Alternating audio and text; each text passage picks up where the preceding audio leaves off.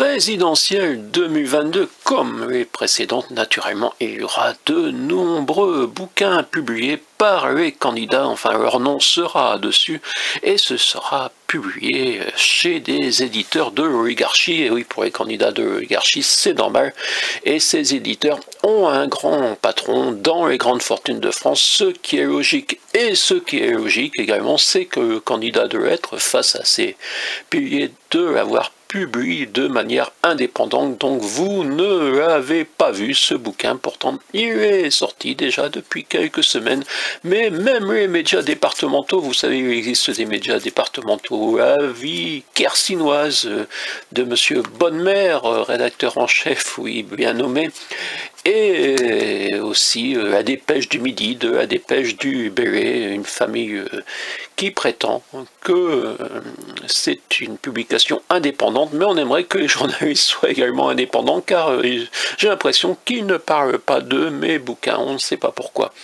Aujourd'hui débute le véritable premier tour 2022, c'était déjà il y a quelques jours, celui dont sont exclus les citoyens, à la recherche de 500 parrainages. Au deuxième puis troisième tour, le peuple est appelé à départager le choix des grands électeurs. Toutes et tous, je vous octroie une mission, convaincre ces élus de permettre à la possibilité de l'être, de participer à ce rendez-vous central de la République. Et vous voyez, en dessous, il y a... Mais oui, c'est le diable du Pont-Valentray.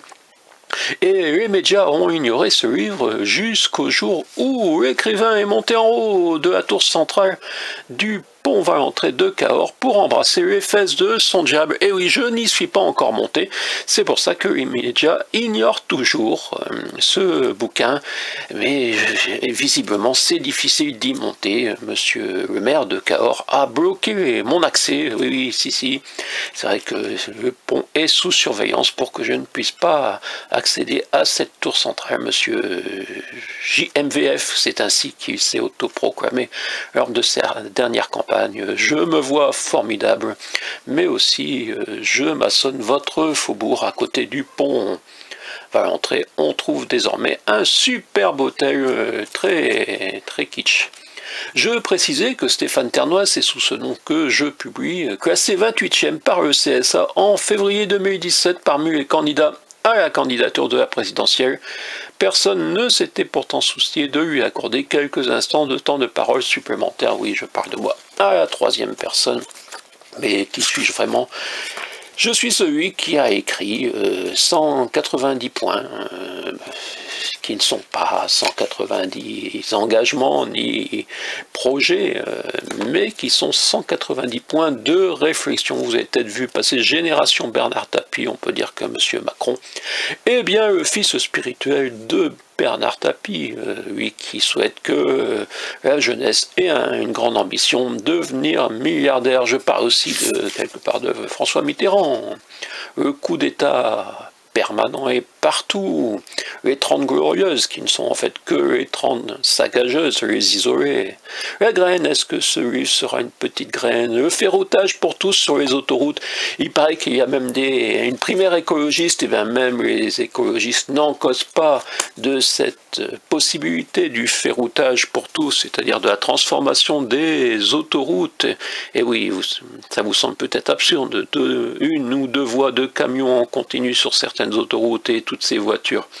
Et oui, voilà, c'est comme ça qu'on a le dérèglement climatique, mais tout ça, ce n'est pas grave, paraît-il. L'important, c'est qu'on puisse continuer jusqu'en 2022, jusqu'aux élections. Question fondamentale, être ou avoir, dont dépendent les autres. Oui, je me permets de parler de être plutôt que avoir. Je parle aussi de misère et pauvreté. Supprimons la misère, cultivons la pauvreté. Je note que je ne suis pas le premier à l'écrire. Par exemple, dans le pèlerinage aux sources, on trouve donc...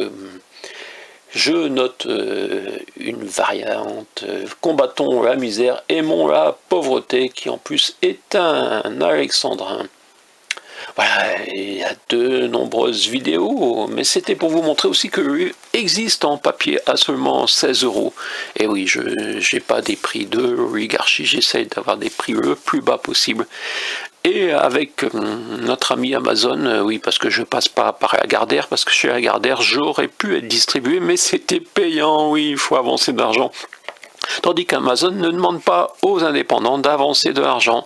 Et voilà, c'est la grande différence pourquoi les indépendants préfèrent Amazon plutôt que Lagardère et pourquoi les médias préfèrent Lagardère plutôt qu'Amazon, parce que l'oligarchie est comme ça, avec Lagardère toujours à la une des librairies. Ça existe encore, je pense, les librairies, et donc dans les bibliothèques, vous ne le trouvez pas non plus, parce que naturellement, les bibliothécaires achètent les livres de l'oligarchie, puisque les bibliothécaires sont indépendants dans notre pays.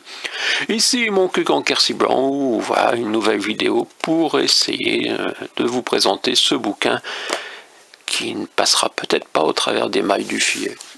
Et oui, de celui, vous savez, de la France. D'en haut.